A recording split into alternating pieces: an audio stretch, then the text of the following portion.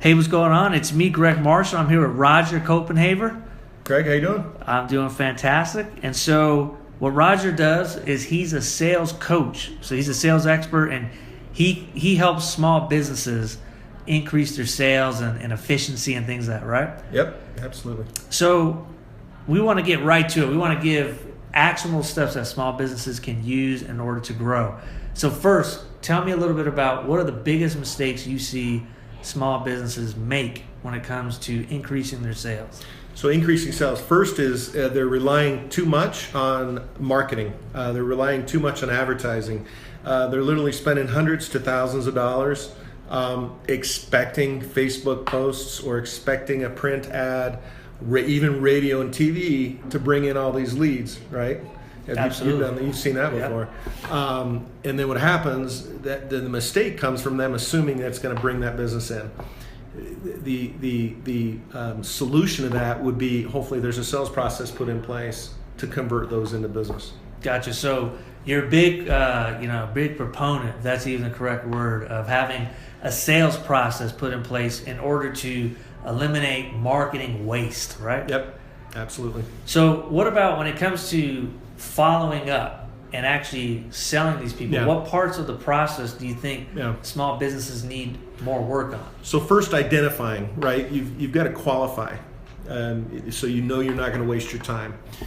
So if you're in real estate, if you're selling cars, there's going to be ways to come up with a qualifier list of, do these people even qualify for somebody that's going to sit down that I should sit with for sure and invest my time in.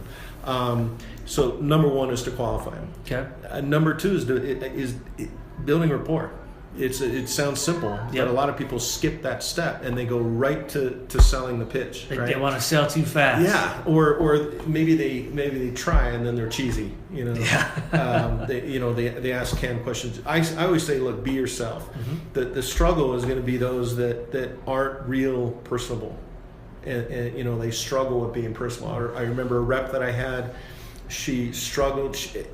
No matter how much coaching I gave her, almost every sales call, and we're talking sitting in front of C-levels and VP level people, she would say hello, hey, how you doing? Oh, the weather's nice, and literally cut right to the chase, and there's no rapport. Yeah. So number two, I say, is building rapport. Does that make sense? Yep, absolutely. Really, from there, it's understanding whatever business you're in is to create a sales flow. Okay.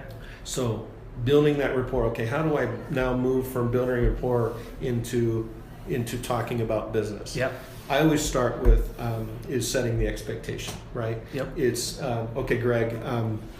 I think thanks for your time today. Obviously we're here to look at possibly doing business. If what you see today works for you, great. We can maybe do some business. No pressure there.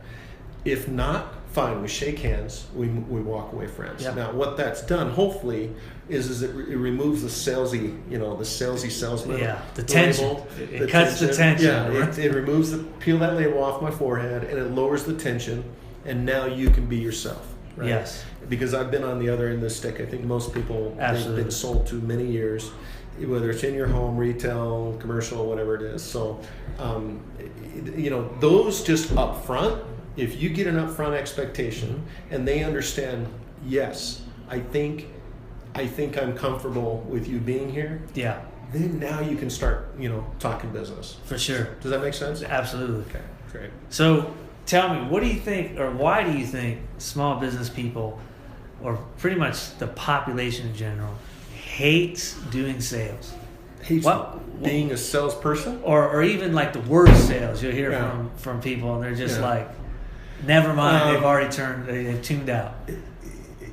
Okay, sorry, to clarify. Being sold to or being the salesperson? Being the salesperson. Being the salesperson. Yeah. Number one is confidence in your own product or service. I think if you're confident, because I always tell people, you got to get over that. Yeah. I'm pretty direct and blunt on that. Yeah. Look, if you don't like to be a salesperson, you got to get over it. Yeah. Either sales makes the world go round, right? We're the only salespeople are the only profit center in the business. Yep. We were talking about that. But sorry, I forgot your question. How do you get over it? No, how come small business? How do they not like? Why don't they? Like, how come they're not out there selling their stuff? There's fear of failure. matter of fact, that's probably one of the top reasons why salespeople will fail, is they don't want to climb that mountain because they can't get over the fact that, oh man, if I sit with Greg for a half an hour, if I pitch him my product, I don't like using that word pitch, but if I sit here and talk about my product, I'm afraid of getting kicked in the teeth. Yeah. I'm afraid of the no's, right? Yeah. You got to get used to no. So a lot of people don't understand that overcame objections, and hearing no is part of the process. Yeah. I mean, you've seen Tommy Boy? I have. Okay. So overcoming objections, there's that fear of failure. There's a fear of being told no. Tommy Boy, right? Yep. I mean, you got to watch. That's like one of the classical sales shows. Yeah. Is he's being told no over and over again. Literally, the first no, he gets up and walks out. So no is just, every no you get is one step closer to yes. So why people are afraid of selling? One, it's fear of failure. Okay. Two, it's not having a confidence or a passion in their own product. Okay. You got to believe in what you sell.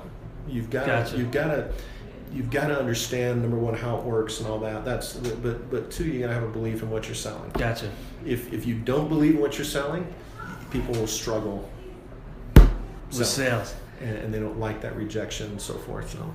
Gotcha. Well, I hope you guys enjoyed this short clip that we went over sales. Once again, this is Roger. So thanks for sharing a few of those tips with us. You bet.